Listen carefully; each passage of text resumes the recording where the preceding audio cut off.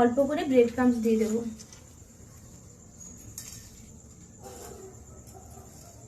এবার এটাকে খুব সুন্দর করে মিশিয়ে নেব। কি কি মশলা দিয়েছি দেখেছো তো মা? হ্যাঁ দেখেছি। এবার এটাকে ভালো করে আমি মাখিয়ে নিই।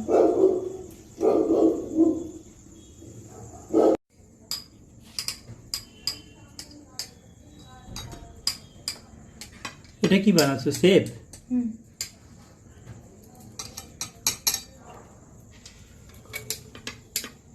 টুকু করেই করি।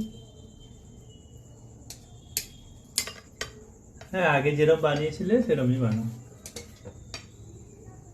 ঠিক আছে,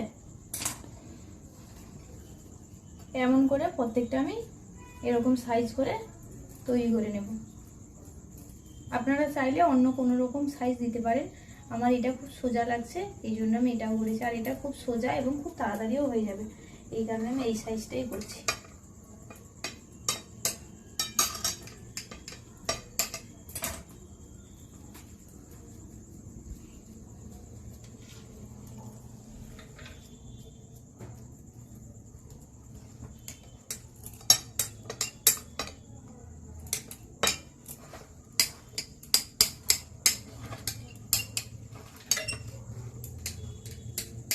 এই দেখো মা, সবগুলো শেপ দেওয়া কমপ্লিট হয়ে গেছে। আর এগুলো একটু মানে বিভিন্ন সাইজের শেপ আছে, এটা কিছু মনে করার দরকার নেই। তাড়াহুড়োয় যেরকম পেরেছি সেরকম করে দিয়েছি। এই যে এদিকে ব্রেড ক্রাম্বস আছে। এবার আমি একটা কাজ করব, সেটা হলো কর্নফ্লাওয়ারটা গুলাবো।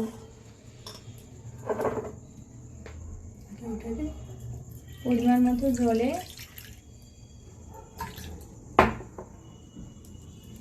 কর্নফ্লাওয়ারটা গুলিয়ে নেব।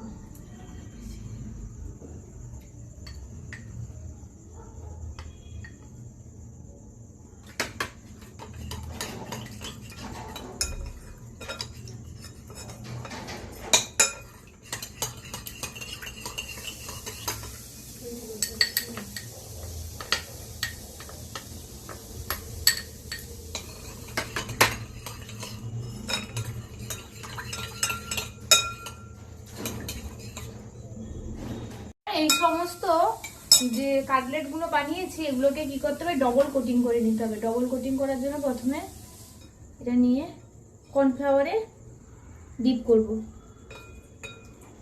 কর্নফ্লাওয়ারে ডিপ করার পরে ব্রেড ক্রাম্বসে ডিপ করব।